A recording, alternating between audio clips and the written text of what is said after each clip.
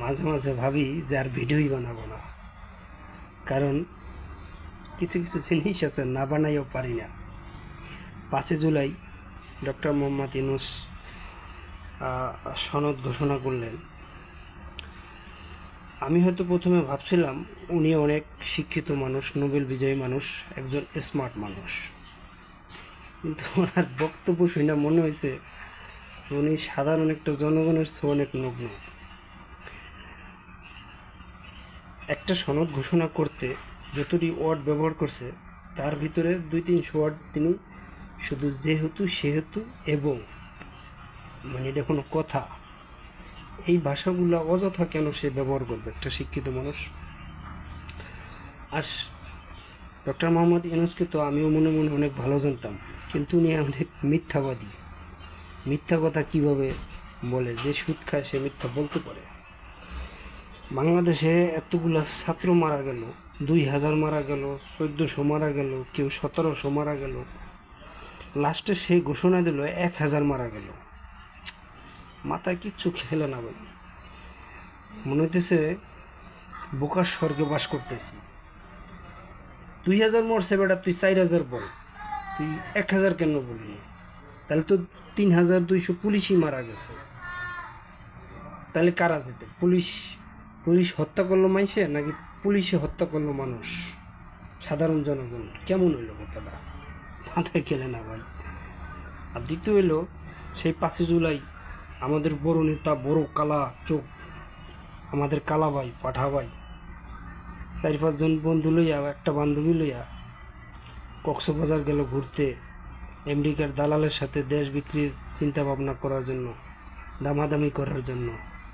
আবার রাইতও কাটাইলো, হোটেলেও থাকলো, কক্সবাজার সমুদ্র সৈকতে গোসলও করলো। কত নাটক ভাই, আর কত নাটক দেখতো, নাটকের শেষ নাই। আর একটা কথা, সেটা হলো বঙ্গবন্ধু শেখ মুজিবুর রহমানের যে মূর্তিগুলা বানানো হয়েছে, তখন আমাদের দেশের মাওলানা মুসল্লিদের অনেক জ্বালা পোড়া উঠছিল এবং ভাঙিয়ে দিছে সব কিছু। এগুলো না জায়েজ। তা এখন যে আবার জায়গায় জায়গায় শহীদদের, জুলাই শহীদদের ভাস্কর্য তৈরি করে, এটা কি জায়েজ? জায়েজ। এখন বাংলাদেশে অনেক কিছু জায়েজ, সুদ জায়েজ, বা ভাস্কর্য তৈরি করা জায়েজ, মানুষ মারা জায়েজ, চান্দা জায়েজ, সব কিছু জায়েজ। এখন তো ভাই আওয়ামী লীগ নাই, তাহলে আপনারা দেশটা ভালো করে চালান। কি বলবো, আর কিছু বলার নাই। আর একটা কথা, সেটা হলো 5 জুলাই সনদ ঘোষণার সাথে সাথে দাবি কলেজে, ঢাকা কলেজে, জায়গায় জায়গায় সেই রাজাকারদের ছবিগুলো আবার টানানো হইল। কি একটা আশ্চর্য জিনিস ভাই। দলবল নির্বিশেষে, আওয়ামী লীগ, বিএনপি বুঝি না, আমরা তো রাজাকারদের ঘৃণা করব। সেই 71-এ 30 লক্ষ মানুষের, মা বোনের ইজ্জতের বিনিময়ে আমাদের বাংলাদেশ ফিরে আসছিল। সেই 71-এর কথা শুনলে রাজাকারদের গা জ্বালাপোড়া করে। 30 লক্ষ মানুষ মারা গেল, তাদের কথা শুনলে রাজাকারদের গা জ্বালাপোড়া করে। তাই তো বলি যে 71-এর নাম লইলেই তাদের এত জ্বালাপোড়া কেন?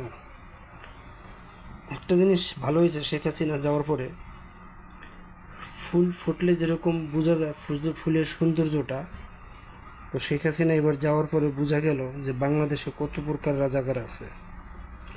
ইনশাল্লাহ বিচার হবে বাংলার জমিনেই। অবশ্য ছাত্রছাত্রীরা বুঝতে পারতেছে, যারা বুঝে আল্লাহ তাদেরকে সঠিক বুঝ দান করুক, যারা না বোঝে তাদেরকে আল্লাহ সঠিক বুঝ দান করুক। আস্তে আস্তে সবাই বুঝবে। যখন বাংলাদেশটায় আমেরিকার পরিণত হইবে তখন বুঝবেন, টের পাইবেন আস্তে আস্তে। অপায়কাল দামাদামি কষাকষি চলতেছে। ভালো থাকবে।